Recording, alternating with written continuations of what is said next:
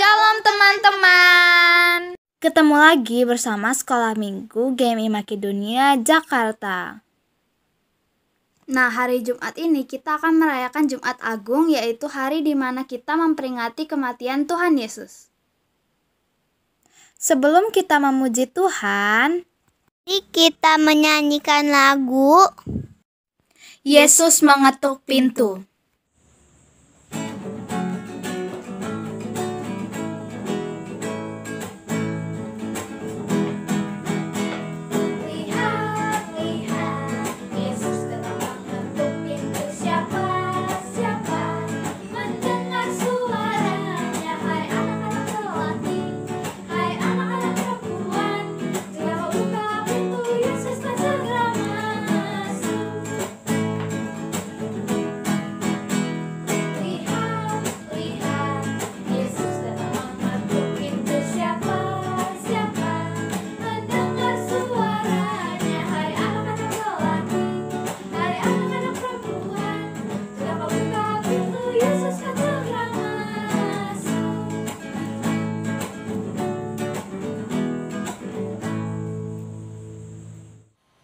Shalom adik-adik. Nah, hari ini hari Jumat. Kenapa ya kita ada ibadah? Tahu nggak? Hari ini adalah hari Jumat Agung, di mana semua orang memperingati kematian Tuhan Yesus. Dan hari ini kita juga bersama-sama dengan anak-anak Tuhan yang lainnya memperingati hari kematian Tuhan Yesus. Sebelum kita memulai ibadah, kita berdoa ya. Tutup mata, lipat tangannya, kita berdoa. Tuhan Yesus yang baik, kami bersyukur untuk hari ini Tuhan boleh pertemukan kami kembali dalam ibadah Jumat Agung. Tuhan Yesus pimpin ibadah kami dari awal, pertengahan hingga akhirnya. Dan biarlah semua anak-anak Tuhan yang sedang melihat tayangan ini sungguh diberkati di dalamnya. Dan kami boleh melihat bahwa Tuhan Yesus mati di kayu salib untuk menebus dosa kami, untuk menyelamatkan kami orang-orang berdosa. Terima kasih Tuhan Yesus, pimpin ibadah kami dan biarlah Engkau hadir bersama-sama kami dalam setiap pujian kami, dalam setiap firman Tuhan yang akan dibagikan. Terima kasih Tuhan Yesus, dalam nama Tuhan Yesus kami berdoa. Amin. Teman-teman, Tuhan Yesus sangat baik bagi kita. Ia mengorbankan dirinya di kayu salib demi menyelamatkan kita. Oleh karena itu, teman-teman, mari kita memuji Tuhan. Salibnya, dan Yesus disalibkan karena cintanya.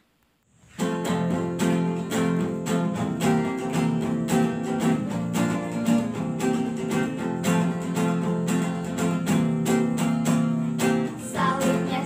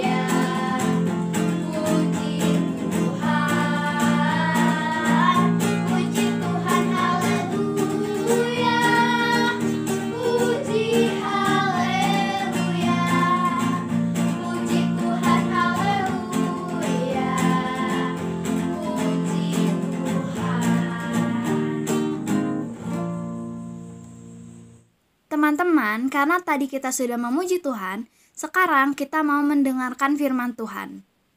Sebelumnya, mari kita menyanyikan lagu Yesus Sahabatku.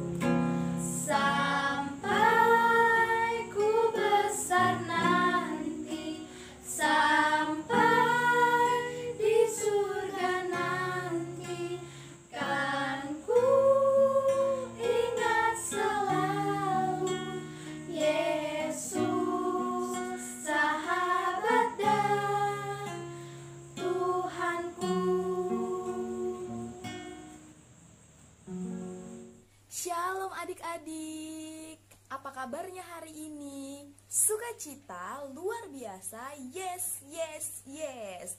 Jadi kalau kakak tanya apa kabarnya hari ini, semuanya jawab sukacita luar biasa, yes, yes, yes. Oke, sekarang kita mau mendengarkan cerita firman Tuhan.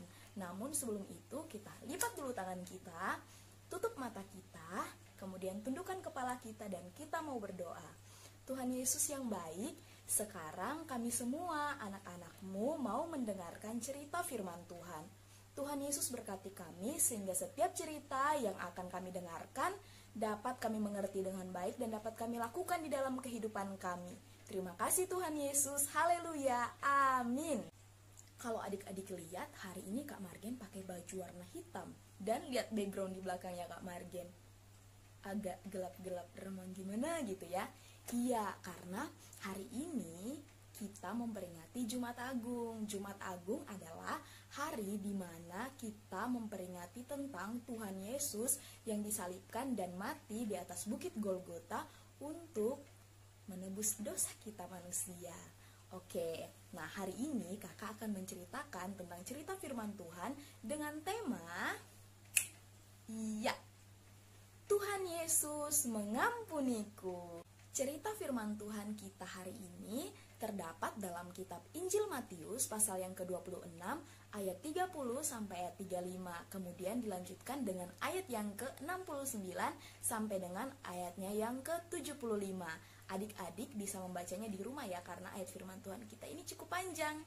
Oke, adik-adik pasti udah tahu kan kalau Tuhan Yesus itu memiliki 12 orang murid. Nah, di antara ke-12 orang murid Tuhan Yesus ini, hari ini Kak Margen mau menceritakan salah satu di antara mereka, yaitu murid yang pernah menyangkal Yesus. Ada yang tahu siapa namanya? Iya, Pak Simon Petrus, atau biasa kita panggil atau disebut dengan Petrus. Jadi, begini ceritanya. Setelah Yesus dan ke-12 muridnya melakukan perjamuan makan yang terakhir, atau biasa yang kita kenal dengan perjamuan kudus, Yesus berkata kepada murid-muridnya bahwa malam ini semua iman murid-muridnya akan terguncang supaya tergenapi apa yang dikatakan oleh kitab suci bahwa Yesus akan segera dibawa ke mahkamah agama untuk diadili dan kemudian disalibkan. Tapi teman-teman tahu, Simon Petrus yang tadi kita udah lihat gambarnya, dia menjawab Yesus seperti ini. Walaupun teman-temanku yang lainnya imannya terguncang, tapi aku sekali-kali tidak, imanku tidak akan terguncang. Begitu kata Simon Petrus. Kemudian Tuhan Yesus menjawab Simon Petrus seperti ini.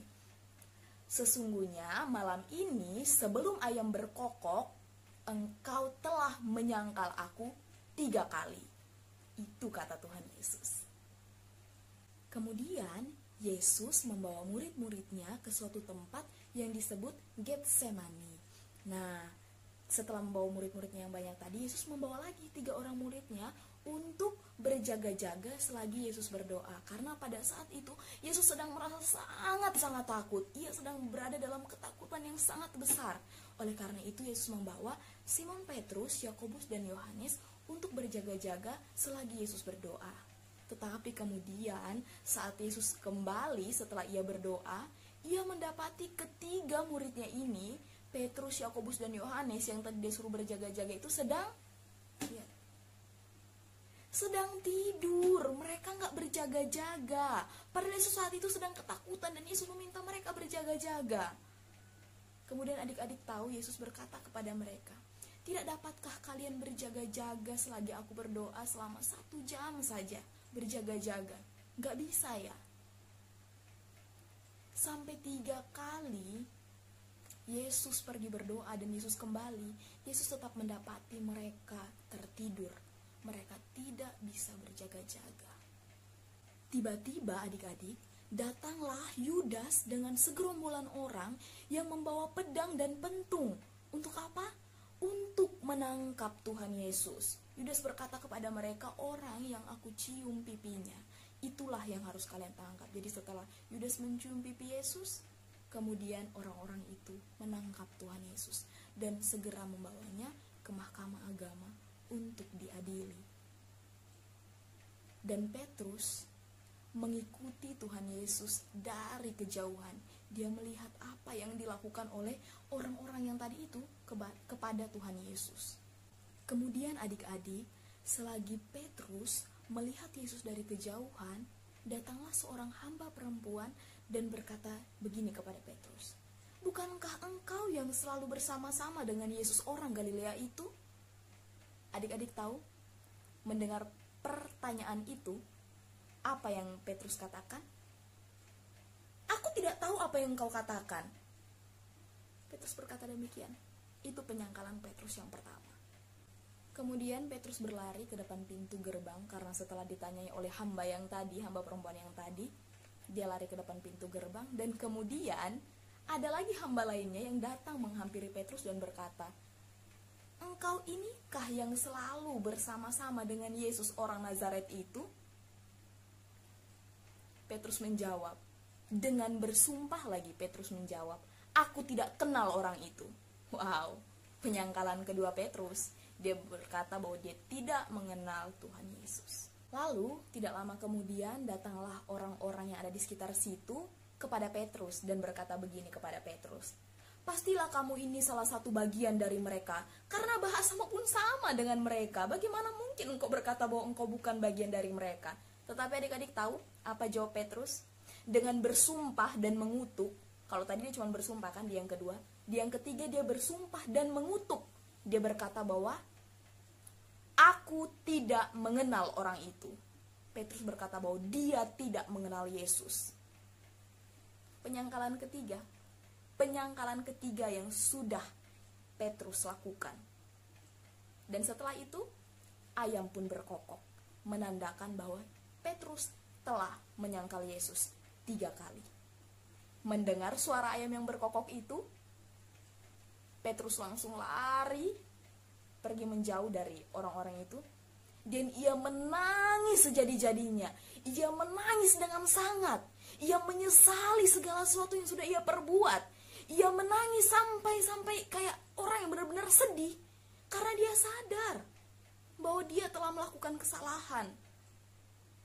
Dia telah menyangkal Yesus. Padahal sebelumnya kalau kita lihat ketika Yesus berkata bahwa iman murid-murid akan terguncang, Petrus berkata kepada Tuhan Yesus bahwa ia tidak akan terguncang sekalipun teman-temannya yang lain imannya terguncang.